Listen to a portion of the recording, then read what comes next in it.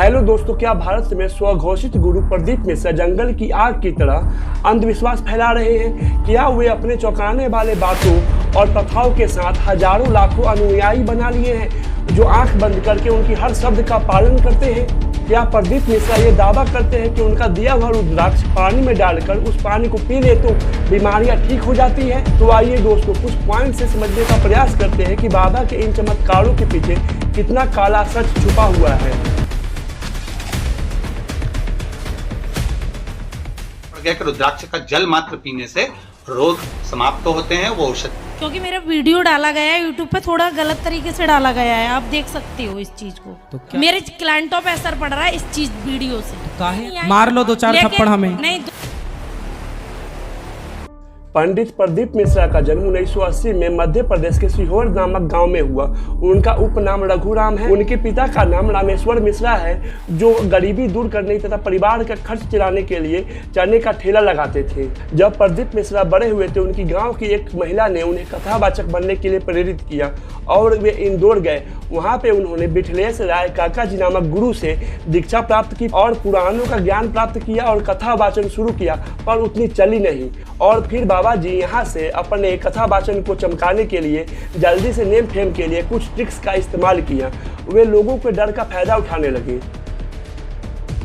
प्रदीप मिश्रा ने कमजोर लोगों को अपना निशाना बनाया। अपने फायदे के लिए उनके डर का इस्तेमाल किया कि एग्जाम पास करने के लिए अगर आपसे पढ़ाई नहीं हो पा रही है तो बेलपत्र ने उस पर शहद डालकर शिवलिंग पर चढ़ाए, जिससे आप बिना पढ़े ही एग्जाम में पास हो जाएंगे। आपका बच्चा एग्जाम देने जा रहा है, पढ़ाई करने जा रहा है और पास नहीं हो रहा है, या उसको आपको लग रहा है इसने पढ़ाई नहीं करी, पास नहीं होगा, तो शहद बेलपत्री की बीच वाली पत्ती पर शहद लगा लीजिए और शंकर भगवान के शिवलिंग पर जाकर उसको बच्चे के हाथ से चिपकवा दीजिए।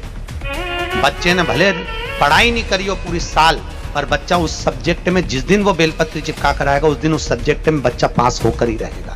लोगों को लेटर्स के माध्यम से भी प्रोपोगेट करने तथा माइंड वॉश करने का प्रयास किया कि अगर आपकी किडनी खराब हो गई या आपको कैंसर है, आप बहुत बीमार है, तो बेलपत्र चढ़ाने से आप बिल्कुल ठीक हो जाएंगे।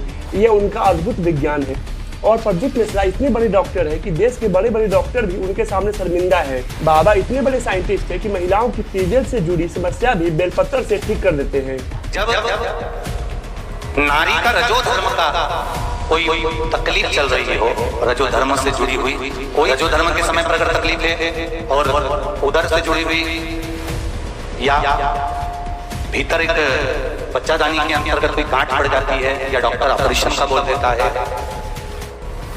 किसी भी रूप में अगर तकलीफ है, तो परिवार का कोई भी व्यक्ति एक बेलपत्री के वृक्ष के नीचे इस पत्ते का जो भाग है बीच वाला, ये जड़ की ओर और पत्ते को रखकर 60 बार उसी पर जल चढ़ा देता है, केवल कुंडकेश्वर महादेव का नाम लेकर, और उस पत्ते को लाकर उस नारी को जिसको रजस्वला धर्म से जुड़ी हुई बहुत समस्या हो, बहुत तकलीफें आ रही हो, उसको वो पत्ता खिला देते हैं, तो फिर वो रजस्वला धर्म से जुड़ी हुई समस्याएं धीरे धीरे समाप्त हो जाती है। बाबा, आपसे मैं एक सवाल पूछना चाहता हूँ कि कुछ दिन पहले आपको सर में चोट लगी थी, तो उसके इलाज के लिए हॉस्पिटल गए थे कि बेलपत्र से ही अपना इलाज कर लिया था? ये तो पूछने वाली बात है। ताकि महादेव की होली 29 तारीख को, जिसमें गुलाल की जगह कोई नारियल फेंका गया, जिसके कारणवश ब्रेन में थोड़ा सा दिक्कत आ गया है। तो जो गुम्मा, जैसे कि चोट लगती है तो गुम्मा ऊपर उठता है, तो वो अंदर की ओर चोट लगने के कारण अंदर सूजन हो गई है ब्रेन में। तो डॉक्टरों के हिसाब से माइंड पर ज़्यादा जोर नहीं दे सकते और लगातार दवाइयों पर अभी थोड़ा सा रहना पड़ेगा। तो चल झूठा। प्रदीप मिश्रा ने बड़े चालाकी से काम लिया। उन्हें लोगों के मनोविज्ञान की अच्छी समझ थी।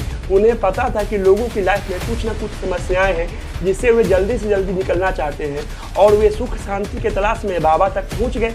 और यहाँ से बाबा का काम चालू हुआ। लोगों की समस्याओं का दैवी शक्ति से हल करने का उपाय बताने लगे और प्रसिद्धियों के शिखर पर पहुँच गए। रुद्राक्ष का जल मात्र पीने से रोग समाप्त होते हैं, वो औषधि का कार्य करता है। और इन बाबाओं को राजनीतिक संरक्षण भी प्राप्त होता है। बड़े बड़े नेता इनके सामने आकर सर झुकाते हैं अपने तुच्छ राजनीतिक लाभ के लिए, जिससे इनकी बातों को वैधता मिल जाती है। और ये इकलौते बाबा नहीं है जो ये धर्म का धंधा करते हैं। देश ऐसे ढोंगियों से भरा पड़ा है जो अपने फायदे के लिए लोगों की संवेदनाओं से खेलते हैं।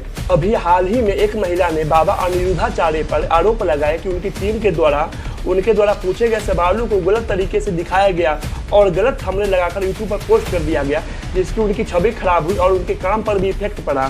क्योंकि मेरा वीडियो डाला गया है यूट्यूब पे, थोड़ा गलत तरीके से डाला गया है, आप देख सकते हो इस चीज को। तो क्या गलत तरीके से? देख लो आप, महिला पे जिंदा बूट, देख लो आप। किसी अगर आप ये पूरा वीडियो देखना चाहते हैं तो डिस्क्रिप्शन में लिंक है, वहां पर आप जाकर इसे देख सकते हैं। अब समय आ गया है दोस्तों, ऐसे बाबाओं की कपटपूर्ण प्रथाओं पर प्रकाश डाला जाए, लोगों को जागरूक किया जाए, उन्हें वैज्ञानिक तरीके से सोचने के लिए प्रेरित किया जाए, ताकि भारत में अंधविश्वास का प्रसार समाप्त हो जाए और ऐसे बाबाओं का धंधा बंद हो जाए।